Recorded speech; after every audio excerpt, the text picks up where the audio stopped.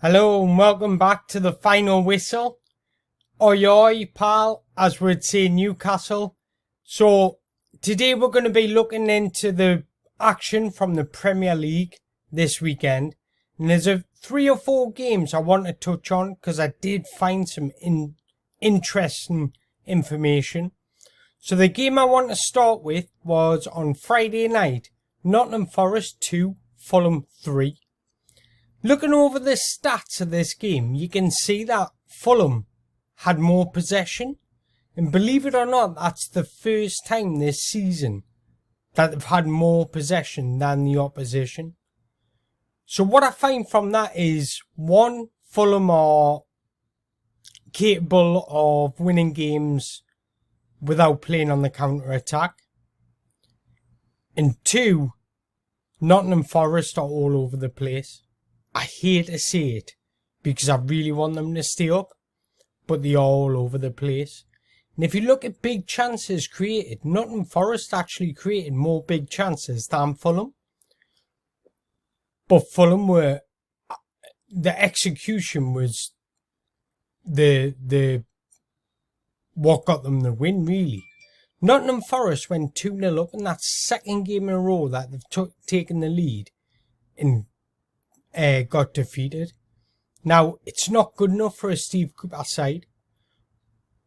No, the way I see this game is, who remembers from the last time Fulham were in the Premier League and they did a massive overhaul, spent loads of money and were absolutely abysmal?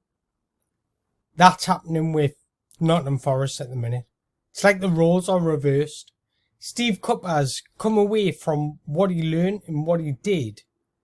Is it 2 seconds? I haven't even got my mic plugged in. Silly bugger. Sorry about that, guys. That should sound a bit better now. So Steve Cooper has come away from what got him successful in the Championship and got him promoted. Now, if you have a look at his starting lineup, he's changing from a 1 up top to a 2 up top to 3 at the back to 4 at the back. And he just can't get a comfortable formation that suits these players. Now, what I find interesting, what's a big miss for Steve Cooper and Nottingham Forest is these boys. Musa and Kante, how do you pronounce that? Niahate and Mangala. Now, in the Bundesliga last season, Musa was top 5 for receiving possession out of all the defenders, and Mangala was top 5 out of receiving possession, or recovering possession, should I say, out of all midfielders. Now, that was key to them recruiting. Now, without them, they were very lackluster in their ball turnover, and I think that was evident. But one player I want to highlight for Fulham, and I think he's been tremendous all season, is Harrison Reed. I think with Calvin Phillips only playing 20 minutes this season, he was incredibly unlucky to miss out on the England squad. Now, at the age of 27, I don't think it's going to happen, but I just wanted to point out and highlight that he has been incredible for Fulham this season, and he was unlucky to miss out on the squad. If you look at him, his heat map covered, does most of his work in that right-hand area, actually plays right at the back of a midfield 3. But 1 goal, let's have a look at his touches per game, 44.1. 1.1 key passes, 73 accurate passes, 66 in the opposition half, 77 in his own half. Very rarely gets forward, put it that way. But what he does do on the ball is gets Fulham ticking and works like an orchestrator in that midfield.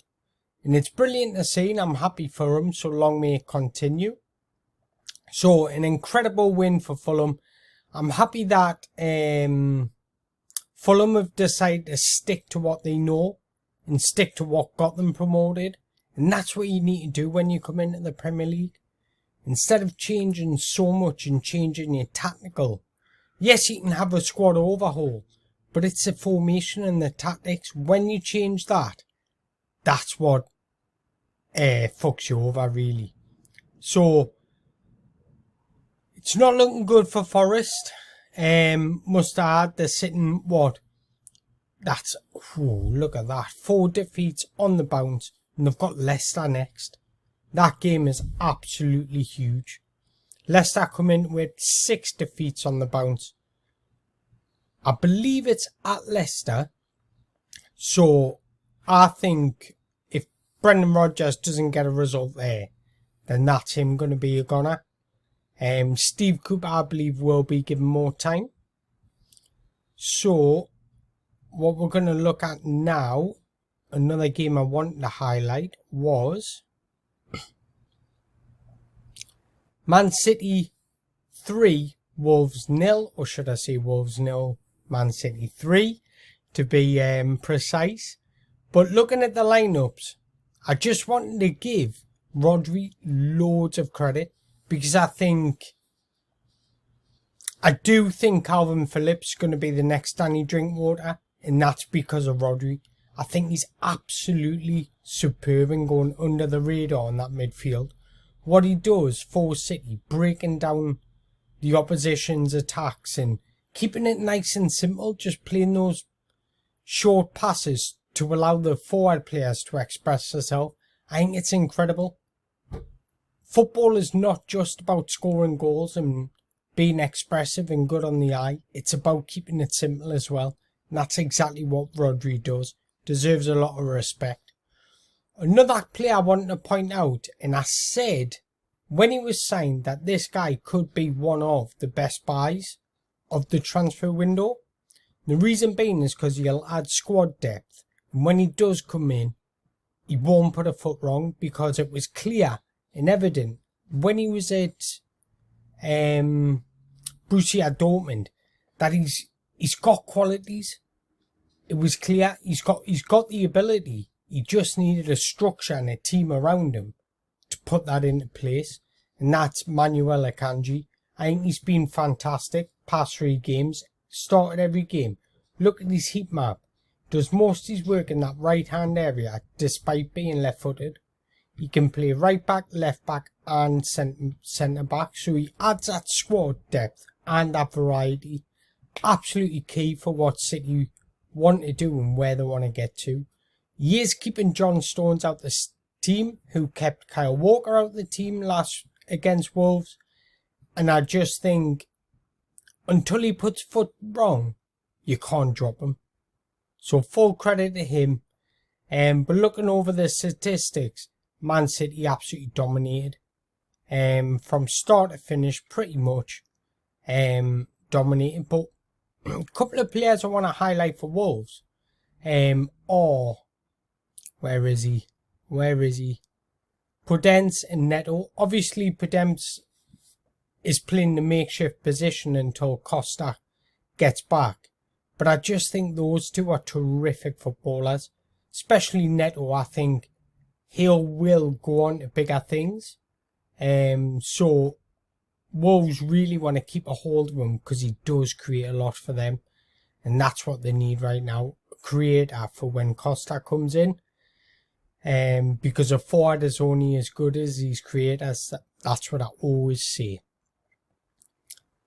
Moving on to Tottenham 6, Leicester City 2.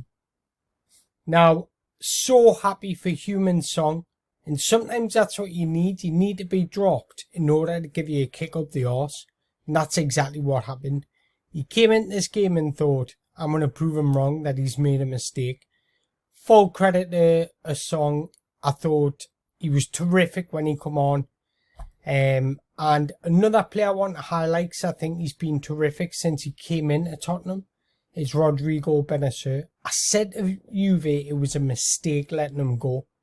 And he's proven us right. And I said to Tottenham it was a brilliant signing. Keeps it simple. Gets in the box when he has to, when he needs to.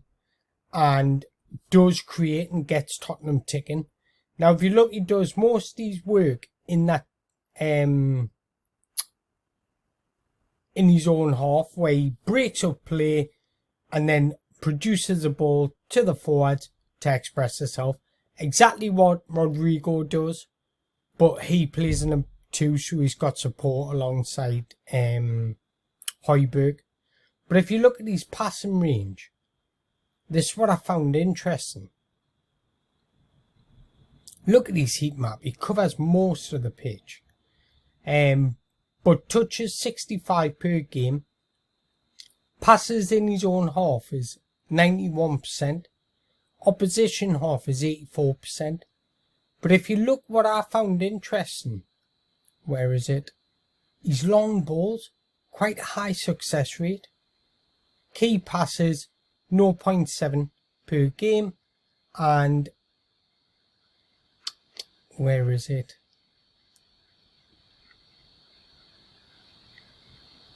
This is what I found interesting.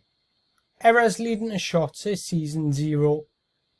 Goals 0. Penalties committed 0. 2.5 tackles per game. 1.5 interceptions per game. It's exactly what Juve are missing right now, and Tottenham are benefiting from. Exceptional player. Deserves a lot of credit. Right, so as for Leicester City, where am I at? There we are. As for Leicester City, what I found interesting as well is look the amount of shots I have.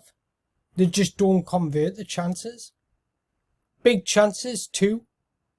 Tottenham only had 3 and scored 6 goals. Tottenham only had 16 shots, scored 6 goals.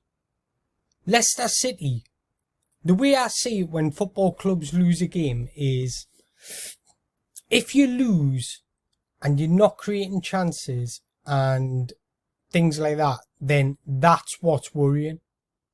When you create chances and get beat, it's not so worrying, but they do need to shape up that defence. I think they lost a lot of the spine of the team. So if you look at the some of the transfers, they lost Fofana. They lost, who else did they sell?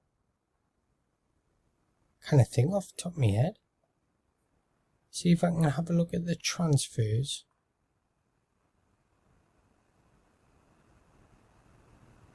I kind of think off the top of my head who they sold in midfield.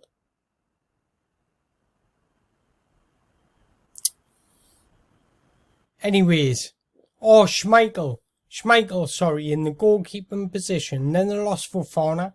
That's 2 of your main back 4 gone, or back 5 should I say. That's going to impact you no matter what, because trying to blend a new team, especially Mount coming in when he's injured at first, it's a struggle. Now they're going to continue to struggle until Brendan Rodgers sorts out their set pieces, defend set pieces. That's where they concede most of their goals, and it's evident and clear to see. Brendan Rodgers looks a broken man, and your team is always a indication on your perception. So when you come across as a broken man, your team will come across as a broken team.